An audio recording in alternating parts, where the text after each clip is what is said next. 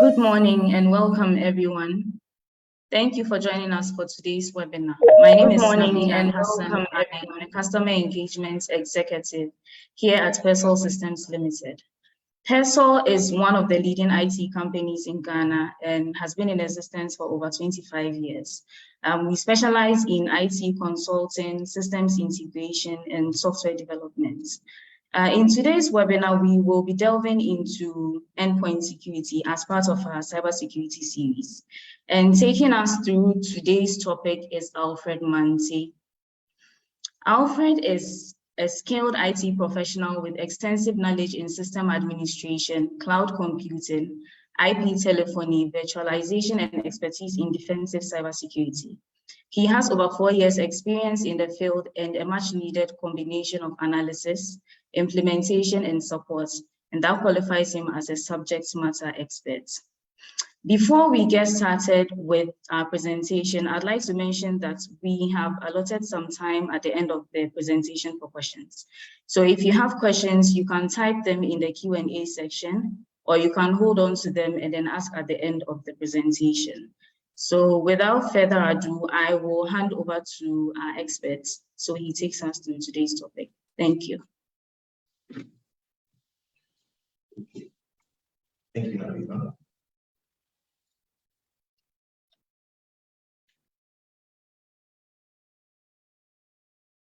Kindly confirm if you can see my screen.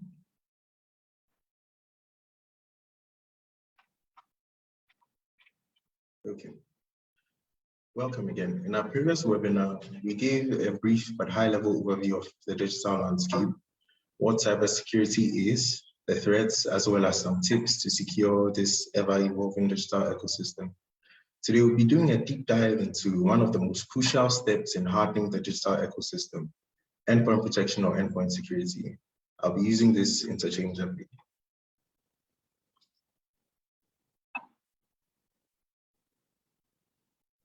And this is our agenda. Basically, we'll be taking you through why there's a need for a new approach, how endpoint security started, how it has evolved over the years, the current features of modern endpoint security, as well as use case scenarios for your business. And then, of course, we'll have a Q&A session. Now, globally, businesses have seen significant changes in their environments where the attacks are now within the perimeter, meaning they are more internal than external, and they are delivered using software exploits. That is a piece of code or program that takes advantage of a vulnerability in your application or system. Ransomware attacks are still on the rise. Recent examples are the attack on NVIDIA. Now, NVIDIA is the world's largest semiconductor chip company, and it was recently compromised somewhere in February by a ransomware attack. We also have other attacks like attacks on companies like Toyota, SpiceJet, and even the Costa Rican government. And here's what's common with both challenges. There's a lack of threat intelligence until the breach, and sometimes even after the breach. In addition to the aforementioned points, we can also talk about these. So we'll start with advanced malware. Now, imagine an attacker developed malware that has a specific target and mission. Imagine it can even target certain people at an organization, like system administrators. Advanced malware uses specially modified malware that uses several different ways and techniques to penetrate a system and avoid detection by traditional security controls, and even some sandboxing technologies built to dynamically analyze malware. The second thing that is also leading the trend for evolution is limited visibility. Now, we all know that data is a new gold. It is every organization's primary asset.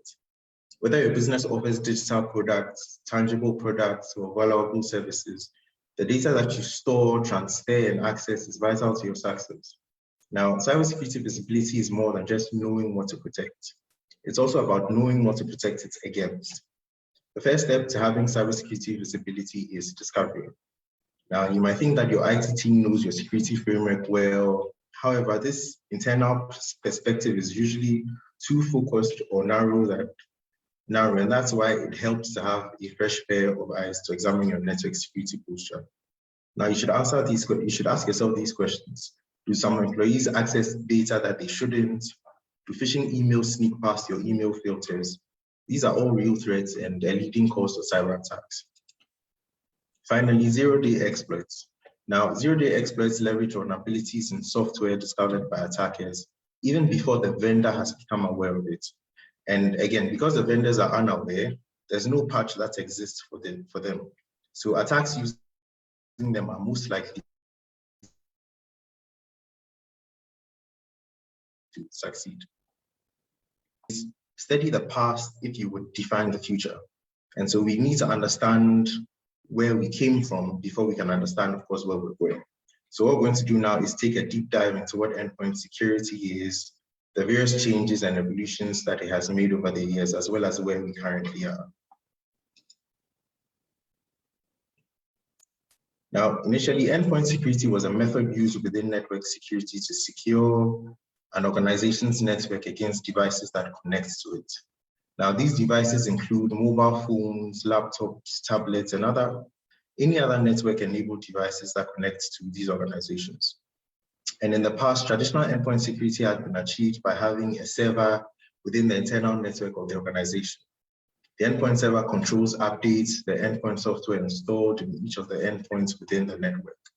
And over the years, malware has evolved, and endpoint solutions have leveled up to keep up with the constant threats. And security vendors have now embraced endpoint security as a service to manage new threats better.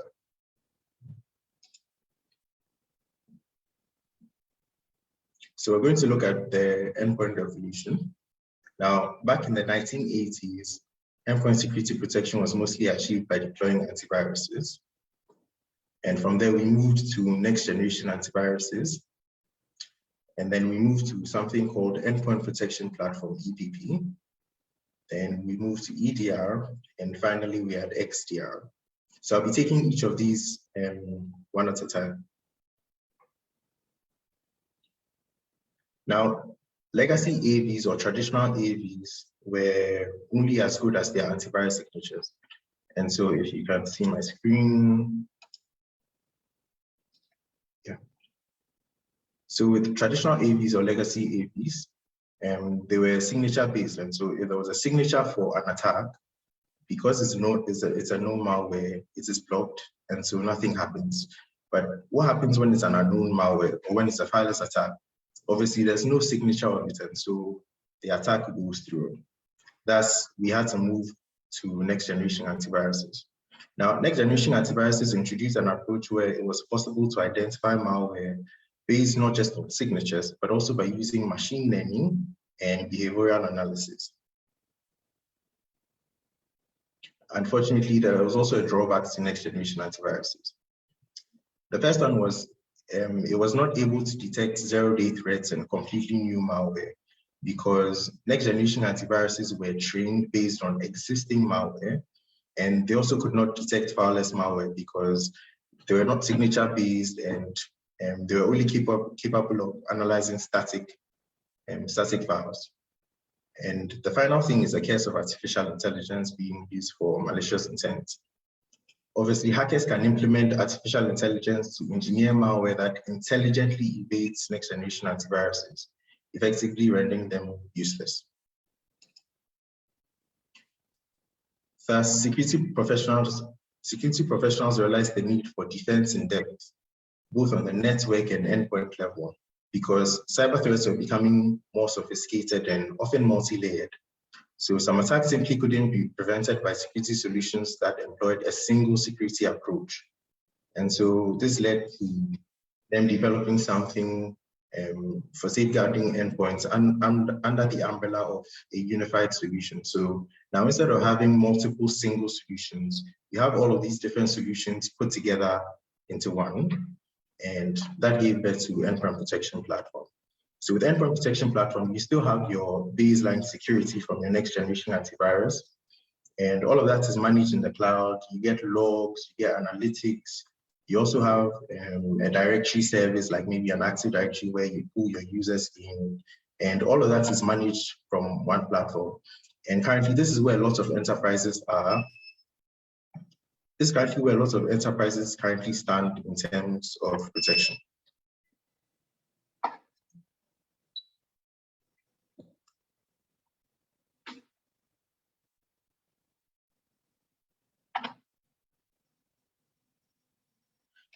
Sorry for that.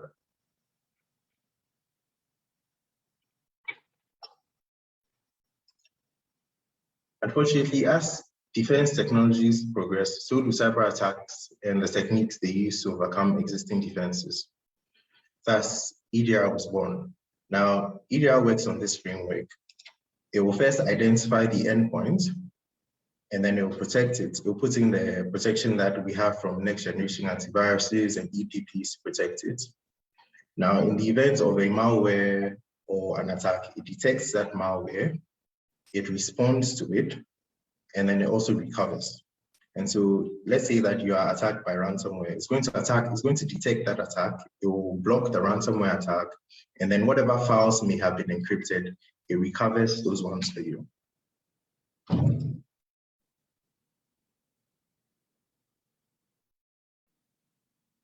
So this is the simple algorithm by which EDR works.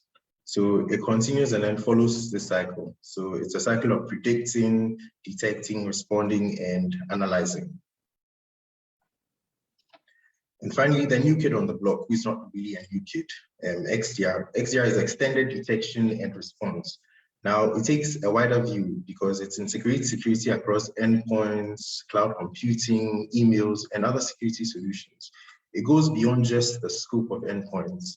And of course, it's a cloud-native platform. It's built on big data infrastructure, so it provides security teams with flexibility, scalability, and opportunities for automation.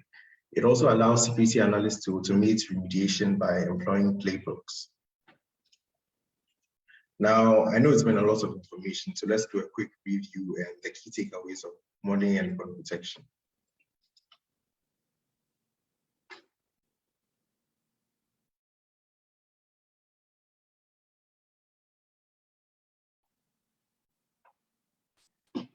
The first thing is machine learning and AI. Now, there was a need for faster computing due to the resulting increase in the number of threats, which required more effort and accuracy to perform adequate analysis of these threats. Machine learning and AI have been found to be the most promising in the automation of threat analysis and determining the severity of threats. Fortunately, the most critical threats can then be escalated for human intervention. The second feature of modern endpoint protection is a SaaS-based endpoint security. Now, in the past, endpoint servers had been physical servers at the organization. And fortunately, with the onset of cloud computing, you can now offer and manage all these services with just a click of a button. So irrespective of wherever it says you are in the world, you can still manage your endpoint protection. We also have a layered protection against wireless attacks. Now, with the concept of defense in depth, we obviously know that we can't have just one security solution working and then providing you with the adequate security that you need. And so new modern endpoint protection solutions have layered protection against wireless attacks.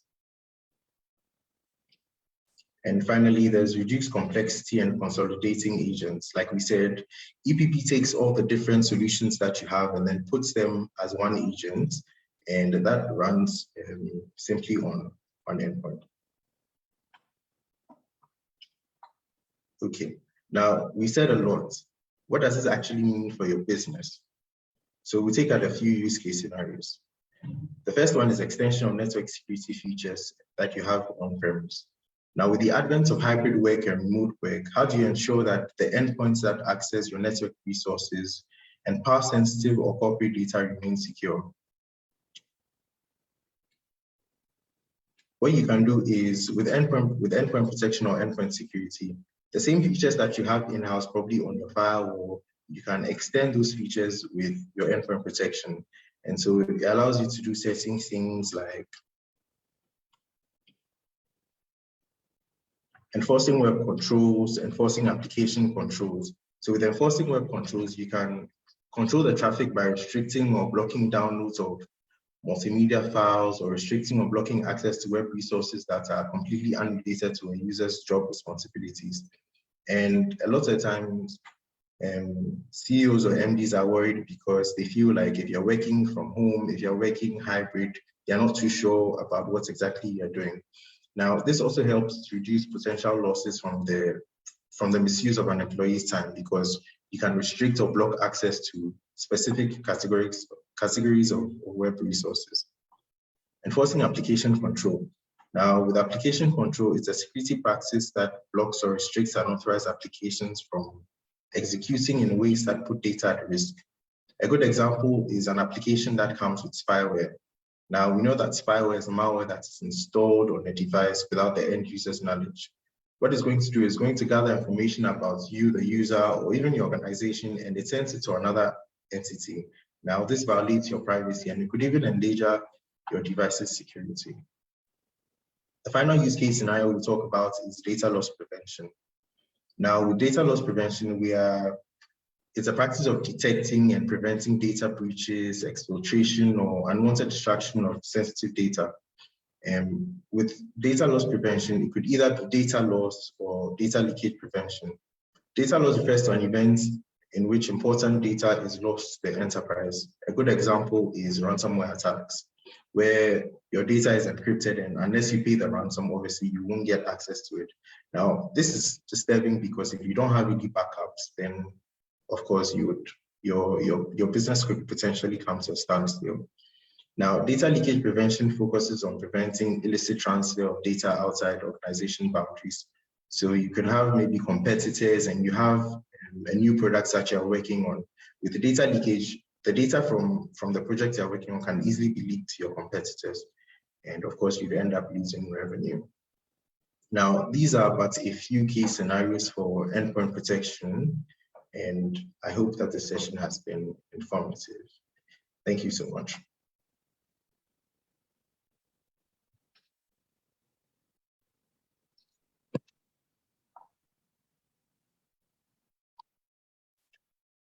Okay, thank you, Alfred, for the presentation. Please, we'll go ahead and take your questions right now. So if you have any question, you can use the raise hand button on your screen, or you can type it in the Q&A section. Thank you.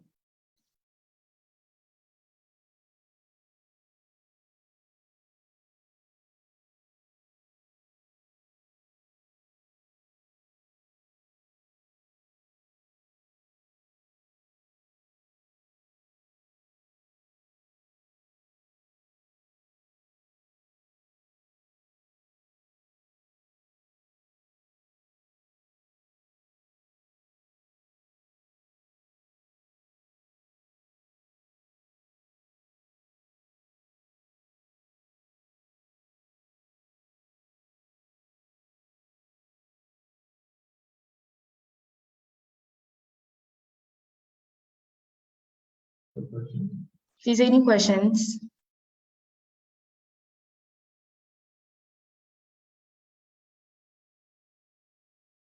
You can type them in the Q&A section if you don't want to.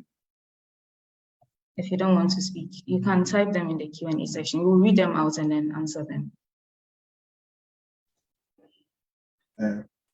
Hello, good morning. Good morning.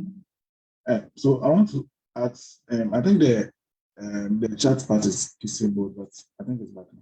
It was disabled again. So I want to ask, for the endpoint solution, are you the sales reps in Ghana, or you are those who manage for firms?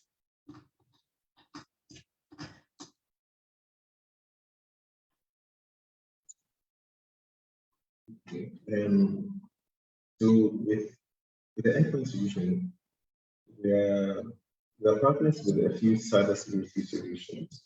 And so if you're interested, you can just take your contacts and then your details and we can talk about this after.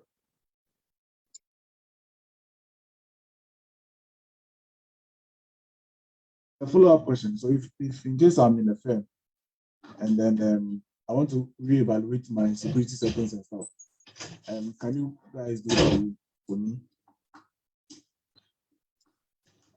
Yeah, that's a great question. So what we're going to add after the Q&A was that we're actually doing a free cybersecurity vulnerability assessment for any of our companies or any of our partners or prospects that is interested.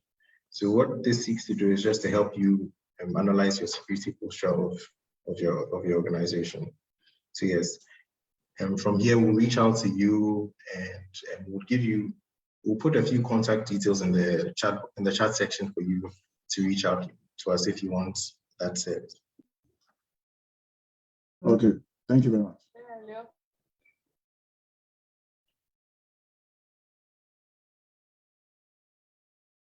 Okay, Alfred, we have a question from Prince Odoi. He's asking, with respect to APIs, are there any guidelines you can suggest?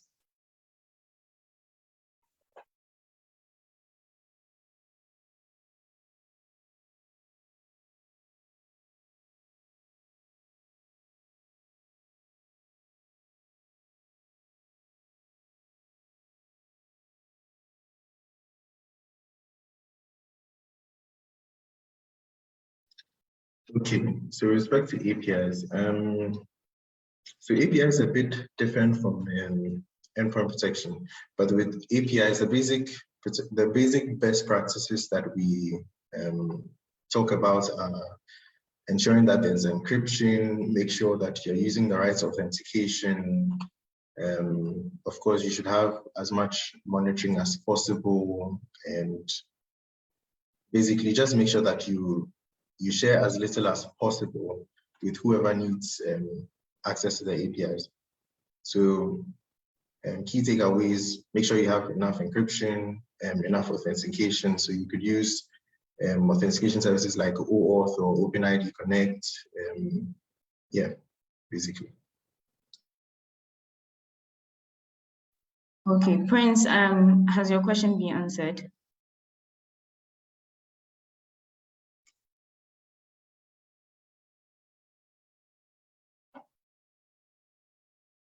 Please, you can let us know in the chat section if you're okay with the response.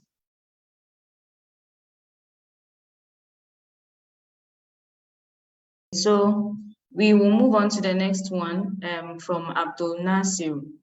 What should one look for in endpoint security, in endpoint protection, sorry? Okay, so I'll just quickly go back to the slides.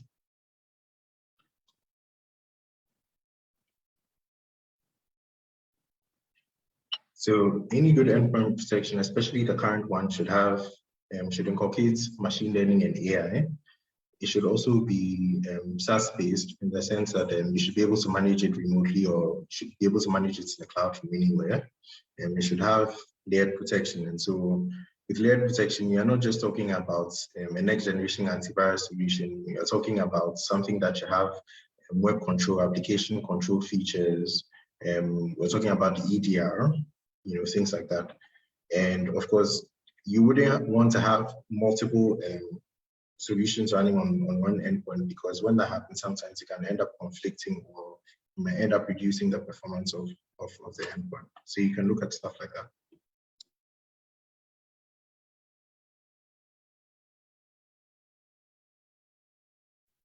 Okay, Abdul Nasir, can you please let us know if you're okay with the explanation he gave?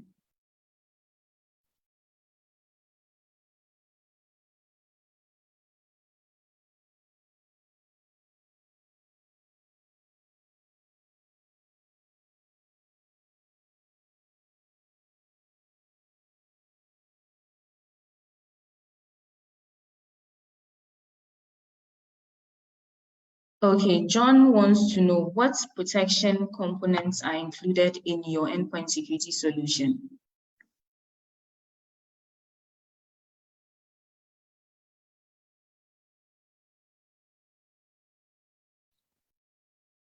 Currently, as it stands, we have all the features that we've spoken about for the current endpoint security solution that we have. The one thing that I would add, though, is in addition to all the features that we've spoken about, that is, we ended with XDR. There's also a service called MTR, where you have a group of managed threats, where you have a group of analysts that are continuously managing the threats in your network 24/7. And so we have all the features that we're speaking about, as well as a managed threat and response solution.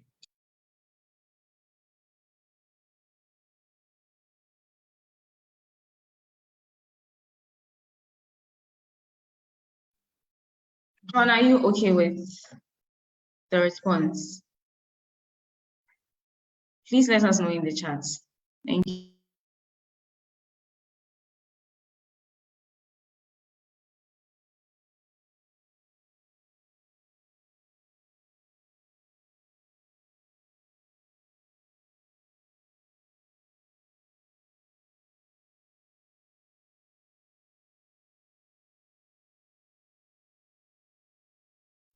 Okay, we have a question from Edmond Mensa. I heard endpoints helps control contents clients view on web. Would endpoints be installed on a server at client site, or it would have to be installed on every computer of client's company?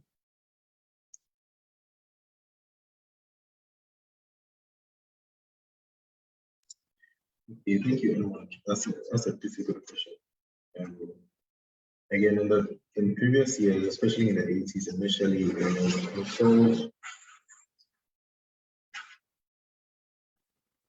previous years, especially in the 80s, it was installed on a server. But that's not very efficient right now because it would only work if you are continuously connected to that server. Modern endpoint protection doesn't work like that. But the nice thing about it is if you have an Active Directory, you can just deploy the endpoint from the Active Directory, and so it connects to all the different endpoints that you have on your network. So it would actually be installed on the endpoint.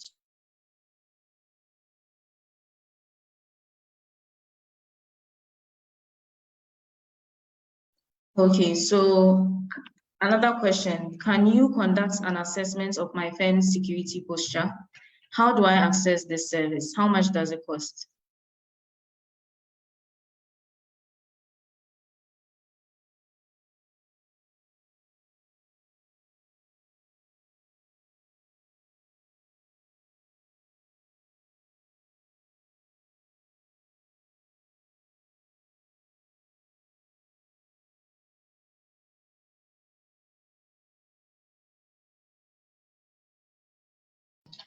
Okay, hello Anonymous. Yes, we can conduct an assessment. So like I said earlier, we're actually doing a free vulnerability assessment for prospects or people or organizations who'd be interested.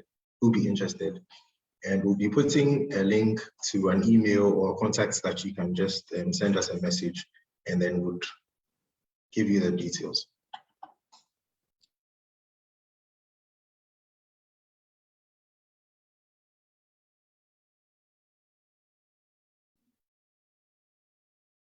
Okay, so please, I'm sharing the email of how you can sign up for the vulnerability assessments in the chat, so you can send us a message.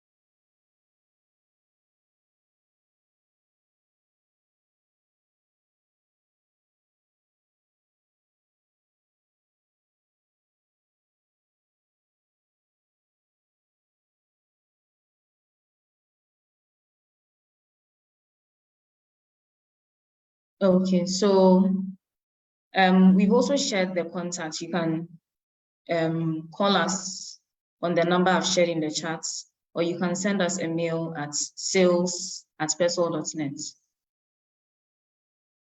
Okay, so we have a question from John again. Does your endpoint security solution cover all devices? Whether my environment has Windows, Mac, Linux, or any?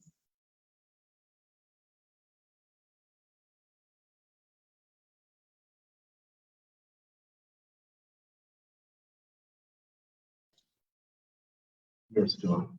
So our current endpoint solution does cover all devices, irrespective of whether you're using a Mac, a Windows, or a Linux machine. I should state though that for Linux, though, the protection is more for Linux servers.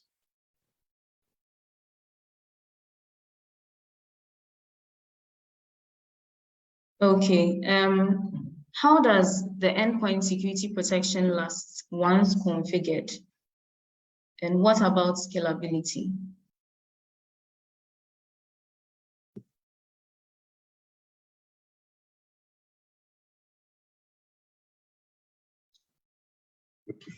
So in terms of how long it lasts, obviously it's a subscription-based service, and so it's for a minimum of a year to as much as 3 years, 4 years, 5 years, depending on what you sign up for. Again, we can talk more about it based on if you send us an email. Yeah.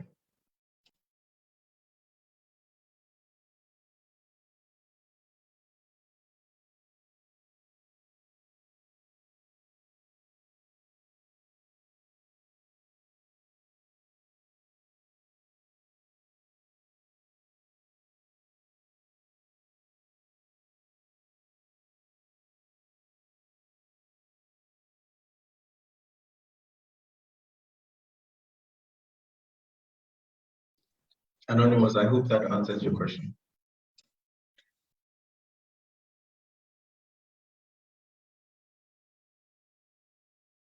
Okay, how well does the endpoint security function in a virtualized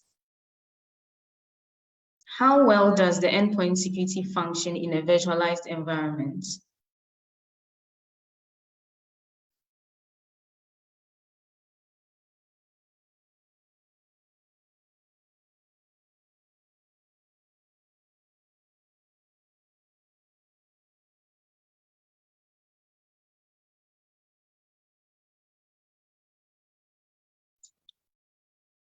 Okay, so the endpoint security or the endpoint protection works just as well in a virtualized environment as in a physical one, even in a cloud environment. So it's irrespective of what environments that you're running. You're still going to get all the functionality and get all the features as if you were running it on a physical environment, virtual or cloud environment.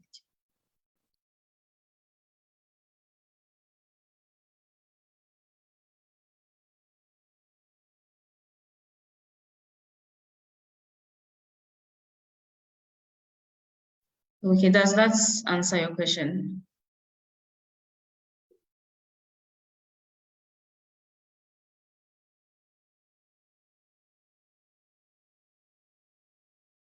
Okay, what is the difference that you make between the endpoint protection and the firewall within an organization?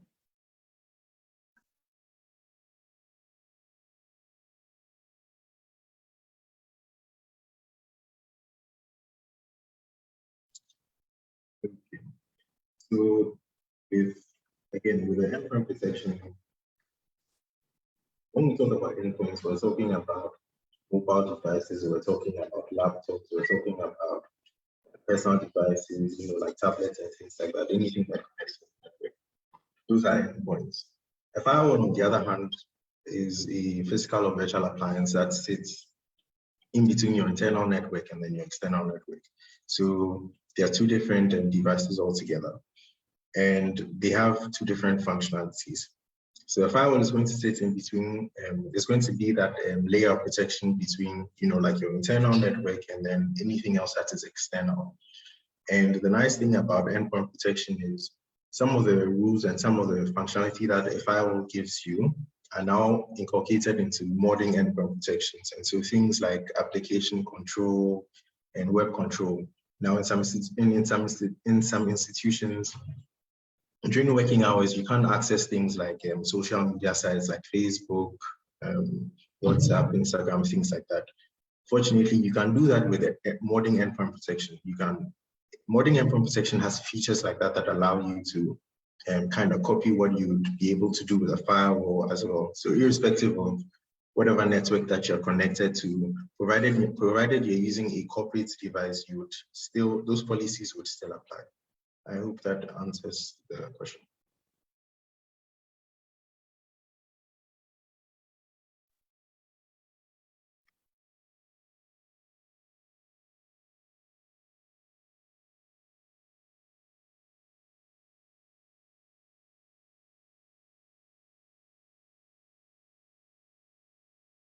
Okay, so we'll take a few more questions and then we'll wrap up.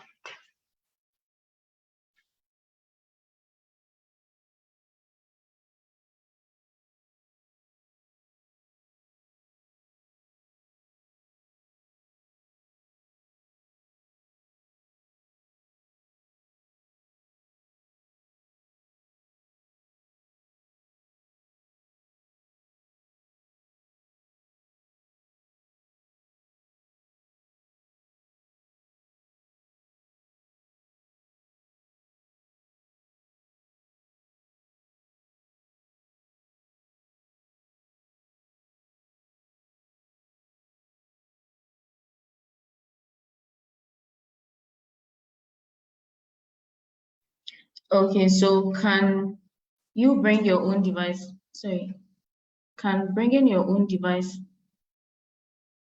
I'm not sure I'm getting the question.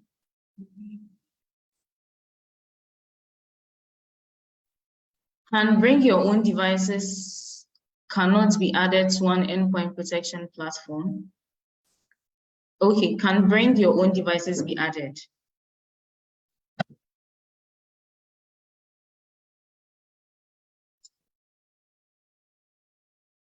Yes, BYOD devices can be added to endpoint protection platform.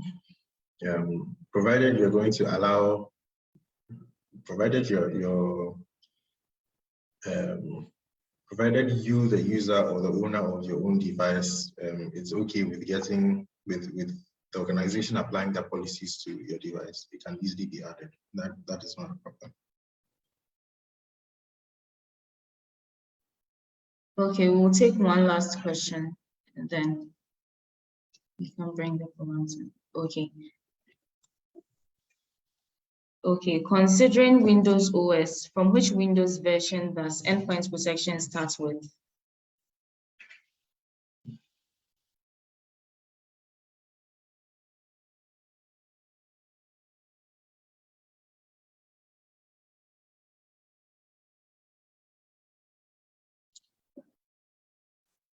Okay, so in relation to the Windows OS, now initially a lot of security vendors had support for all OSs, irrespective of whether you're running 7, 8, 10, and 11. But as it stands now, Microsoft themselves have discontinued support for Windows 7, I think. So a lot of security vendors are also dropping support as well for Windows 7. But from Windows 8 going, you still have support for it. So irrespective of whether you're running 8, 10, or 11, you'd still have protection. You still have endpoint protection for it.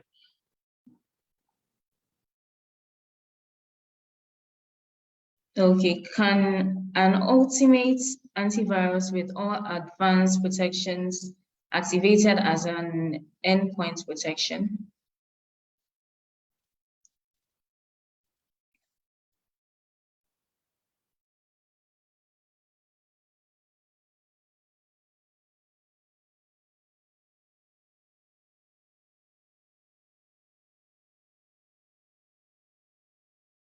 Okay, that's an interesting question. What really would you say is an ultimate antivirus though?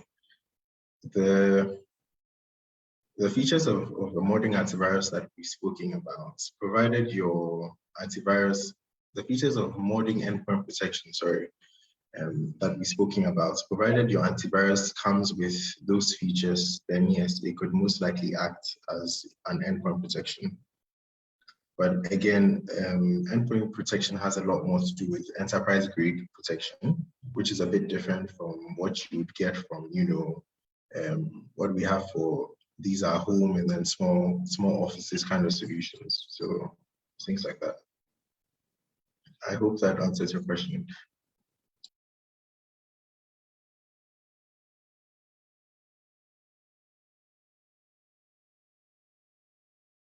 Okay, so I think we've covered all the questions. Would like to thank you for your time, and like we mentioned earlier, we are running free vulnerability assessments for businesses. So you can send us a mail on sales@persol.net, or info@persol.net. You can also call 030-222-3877, or you can visit www.persol.net and then leave us a message. Thank you very much for making time for us, and we hope to see you again in our next webinar. Thank you.